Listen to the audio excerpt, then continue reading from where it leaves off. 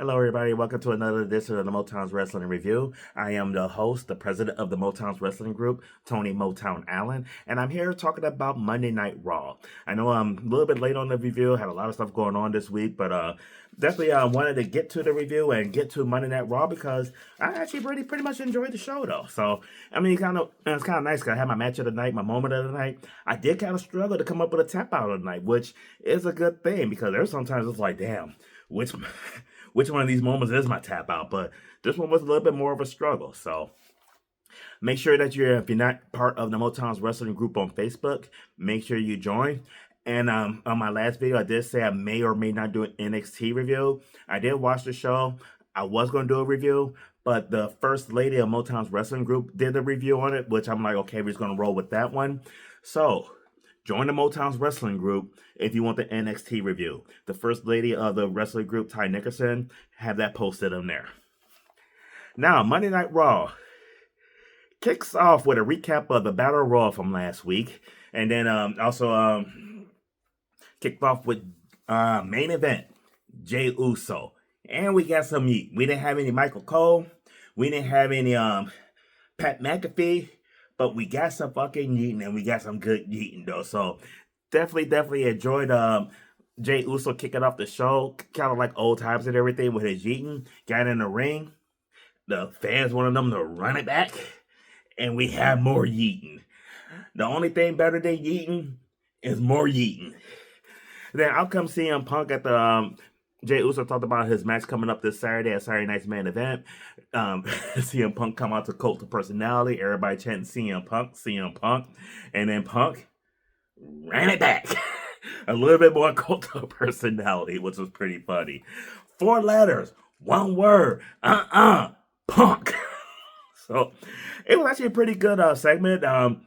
They really got real. Punk was pretty happy with Jey Uso, doing his thing and everything, not listening to the others and everything. And Jey Uso's like, he's determined to win this title and everything, though. Punk is one of the best on the mics and everything. I'm not saying Jey Uso is a great mic person, though, but he did hold his own against CM Punk on the mic out there, though. So definitely did enjoy this promo to kick off Monday Night Raw. Next, we got Penta with his little strutting ass taking on Rusev to see who's going to challenge Dominic at Saturday Night's Main Event. And they have this match because they claim that Dominic keeps cheating, but Dominic told Judgment Day he'd never cheated a day in his life. So we really don't understand why they try to do this to the greatest Intercontinental Champion of all times, the greatest luchador of all times, the king of the luchadors, the best Mysterio, the second best Guerrero, a 2-time current champion, a 2-time second generation wrestler. Dominic is on his way to being the GOAT. And they're going to do this to him? So in the match with Rusev and Penta, honestly, I wasn't really into it. I didn't really like the match that much. I mean, it was okay at best. I gave it a C, so it wasn't horrible, but I just kind of expected a little bit more of them.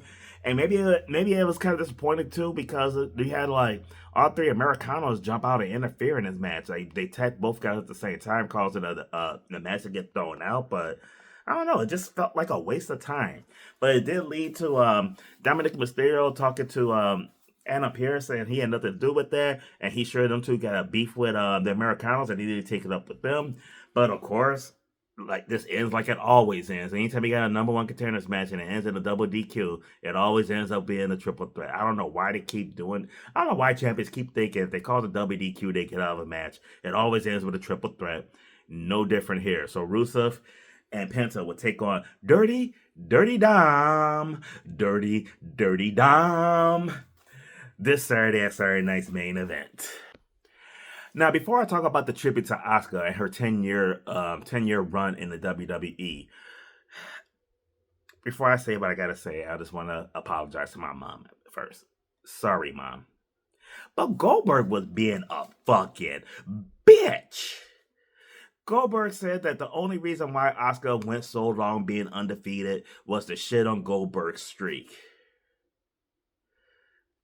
So nobody else can have an undefeated streak? Like, that's just yours? Like, Jesus Christ, dude. I'm gonna need you to stop being Bret fucking Hart. Bitter ass bitch. Sorry, Mom.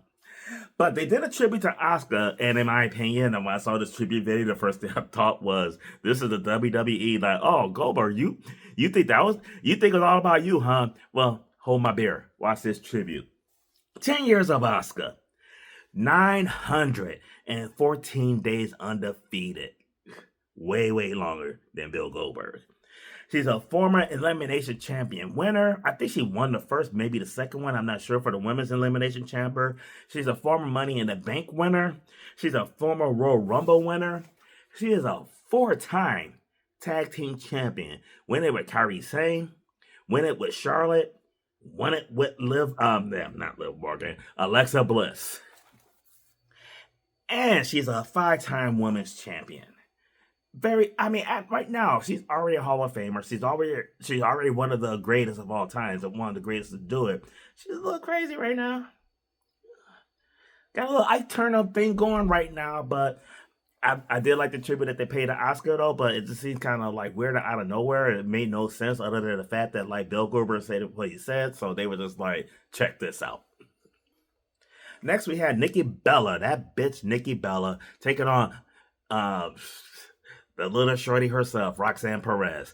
And actually, it was not a bad match. And it wasn't because of Nikki Bella, that's for goddamn sure. Roxanne Perez got a good match out of Nikki Bella, showing how great she is. Good match. Out of the corner with the pop rocks for the 1, 2, 3. Roxanne Perez get the win. Then Raquel Rodriguez wanted to get her a piece of Nikki Bella. Then out comes Stephanie McCure. Jesus Christ, Stephanie, will you stop associating with that bitch, please? But the match itself gets a B. I did actually like this women's match a lot more than I expected to like it. Next up, we got Braun Breaker taking on L.A. Knight. Yeah! Unfortunately for L.A. Knight, because pretty good match. I gave the match a B minus. The match ended with LA Knight going for a move off the top rope. Braun Breaker avoided it, hit him with a massive spear, and gets the 1, 2, 3, and Braun Breaker gets the win. Like I said, this match was a B minus.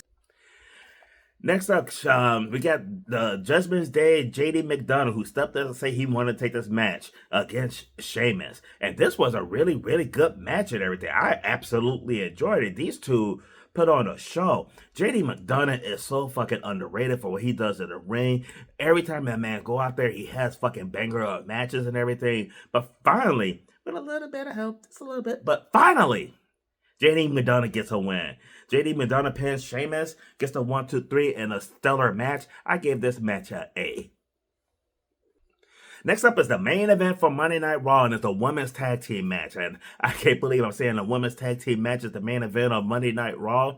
But Alexa Bliss and Charlotte, or as they call themselves, Charlexa, is taking on Bayley, that bitch Bayley, and the fucking bird bitch herself, Laura Valkyria. I was surprised that this was a main event because A, it's got that bitch Bayley in it, and it's got that fucking bird bitch Laura Valkyria in it. But this match was really good. And this was the first time that Laura Valkyria got to mix it up with Charlotte and Alexa Bliss. Match itself was fucking phenomenal. I was shocked. A women's tag team match that actually was good and felt like it actually meant something. Charlotte had to figure 8 on Bayley. Bayley was about to tap. Laura Valkyria came in and grabbed her hand and stopped her from tapping, which was pretty good. It led to a double natural selection. Charlotte pins Bayley, of course. They stay the tag team champions. The Kabuki Warriors come out and attack the tag team champions they want next, of course. But this match, I gave it A+. And you know why I gave this match an A+? Because it was slightly better than the JD and Sheamus match. I really thought that was going to be my match of the night till I saw the main event. Match of the night was Charlotte Flair and Alexa Bliss. Just them two. They're the reason why that was the main event. The match of the night. Like I said in the beginning of the video, I kind of struggled for a tap out. But my tap out is honestly going to be the use of the Americanos and the Rusev Penta match. I think they kind of took away from that match. I think the match was a little bit, did not deserve to end the way that it did. I get where they were going with it, but I just wasn't too happy with that. And it's about the only thing I really had to criticize as far as Monday Night Raw goes. So that's my tap out. But my moment of the night was the return of the yeeting. We got some yeeting. We got some good yeeting. It wasn't that half-ass yeeting with everybody not quite into it. We got some real fucking yeeting. We got them to run it back. We got some more yeeting.